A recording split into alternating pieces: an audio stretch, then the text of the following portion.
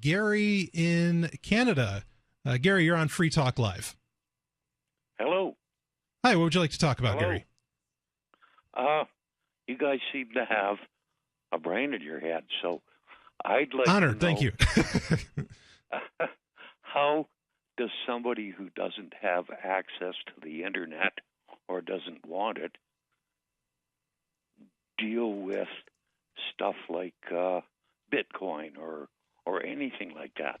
Is there some kind of a network where we can go and other than the internet? That's an interesting question, because there have been some people who, want to use Bitcoin in remote areas where there really isn't good internet access. There are ways to send and receive Bitcoins using just feature phones, phones that can receive text messages. There are some services that let you do that. And then there's also the idea of mesh networking, where people basically create their own internet. Right, but he's making it pretty clear he doesn't necessarily want like an internet. Did I get that right, Gary? Yep. So you don't want you pretty much don't want computers in your I've life. been shut off the internet because I put on too much security. So my internet providers just told me, you either cancel your security or we will not service you. Wow. I'm sorry to hear about that. All right, that. so do you still want to use computers, or do you want computers out of the way? Yeah, to hell with them. I don't want No, honestly, Gary, I think a lot of people hearing this might think you sound ridiculous. I don't think you sound ridiculous. In fact, one of a real hero of mine, Steve Gibson, who is a major, talk about security. This is a guy that runs security now and GRC. I mean, he's one of the biggest, security heads out there as far as with the computers and internet and all of that. And he said, if you knew exactly what I was talking about for the past 10 years, you'd go run off to a cave and toss your computer out the window and set it on fire. No, there's a statement. Yeah, sure. And this is coming from a guy that loves this stuff. right now. Yeah, sure. And seriously, Gary, I don't blame you. Okay, I really don't. And I'm a tech guy as well. I run my own tech show. I know the deal. And I don't blame you. But I don't, sadly, Gary, I hate to say it, I don't think that there's necessarily a solution for that right now. I think there needs to be. This is a critique I have of Bitcoin, in that it does not address things like you're talking about. Actually, there is a way to use Bitcoins completely offline. With radio. No, I was thinking of paper wallets, basically. So what you can have is Bitcoins live on the internet, basically. You don't actually hold a Bitcoin in your hand or on your phone or on your computer. They're all on the internet. It's just the blockchain, which Bitcoin depends on, is a record of which addresses the Bitcoins are in or associated with at any given time. Yeah, so essentially what you can do is create an address and your private key, which is kind of like your password. And then I'd need another one of them weird phones. No, you wouldn't necessarily need that, actually. Well, I think what you're saying, Stephanie, is that you could in theory turn Bitcoin into paper money. Yeah, you can take it offline, and not even necessarily made out of paper. You can store the ability to access Bitcoins on a physical token. Like they have those. Have you ever read articles about Bitcoin, and they'll often have those pictures of like gold coins with like a bee on them? Those are called physical Bitcoins. And that's exactly what I described, where you basically are encoding the information to access Bitcoins in an offline format. Okay, so you're right. There is a way to, at some point, have Bitcoins be kind of offline. It would certainly be a very special case. But if you wanted to buy anything, you'd have to spend the exact amount that you have. Like, you can't really break those up. Well, that's why I'd say you could make paper, like just make a bunch of pretty much Bitcoin dollar bills. Mm-hmm. But I think the more interesting aspect is to look into perhaps things like radio technology, where blockchains could be transmitted with that. And they're putting one up on a satellite, right? Yeah, or just currency, I think, needs to be more regional anyway. Off the topic here. Well, okay, we'll hold you over real quick, and I want to just have you finish up your thoughts, Gary. Just hold the line. Back to Gary. Gary, are you with us? Yeah, I'm still here. Okay, so now at the end of that, we were kind of discussing like how, some theoretical ways, albeit they definitely sounded pretty troublesome, theoretical ways to, you don't want to use the internet.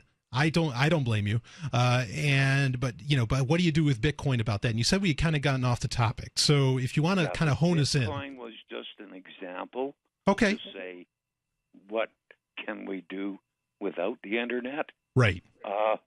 Is there any smart guys out there who are trying to set up a system where people can live without the internet? I don't think they are. I mean, we know what that world's like, and anyone can access it anytime they want.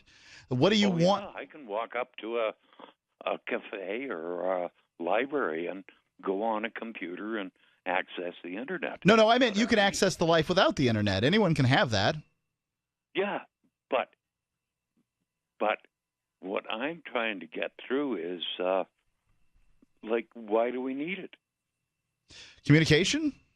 I mean, the many reasons. The, I mean, the Jasmine Revolution in Egypt was pretty powerful. Yeah, and how many people died? Well, sure. Gary, how many people died under Stalin? They didn't have the internet then. Yeah, I mean, Gary, I hear you.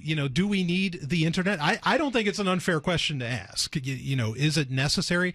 What are the benefits? Honestly, it hasn't been in society, hasn't been a part of society long enough, in my opinion, to really know to totally weigh out the cost benefit analysis of it. But no, yeah, Gary, I agree. I have to agree with Mark where he said that, is anybody setting this sort of thing up?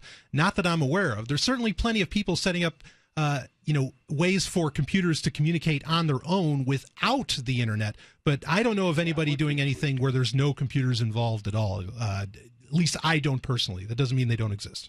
Well, how would you know about it? Well, right, yeah, they're not advertising.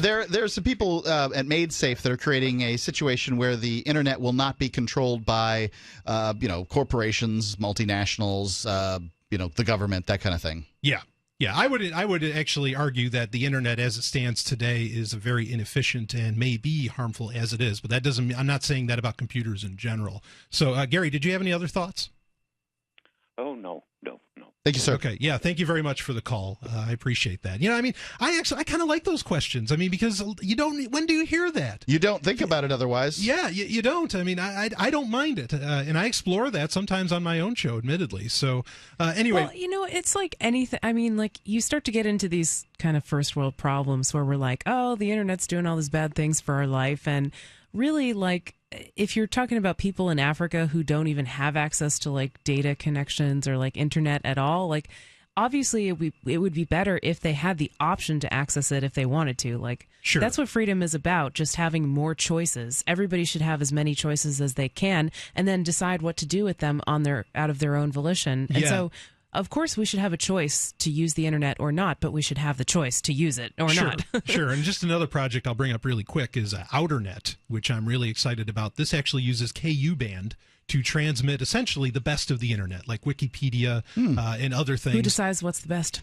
The people do. It's all decided by vote of what people want up there. And so, certainly if Wikipedia alone is available to every part of the world via KU band, which also Free Talk Live is available to huge. a good chunk of the world via KU band. And we've heard from people in Africa, actually. Wikipedia is a really great example of what the internet's great about. Yes. You can, when I was a kid in the 1980s, we didn't have the internet. And, the smart guy, if you knew enough things about enough people and enough stuff, enough person, places, or things, you were a superhero. They, as a matter of fact, one of the villains in the DC universe is called Brainiac. His power is being smart and stuff.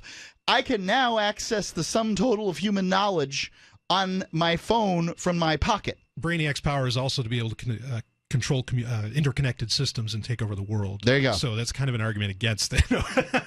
but no, you're right. Brainiac's the government. Knowledge is power. I mean, certainly, and knowledge empowers you. It's not. I don't even like the term that it's power. It empowers you. Free Talk Live, 7 nights a week from 7 to 10 Eastern, live on the Liberty Radio Network at LRN.FM.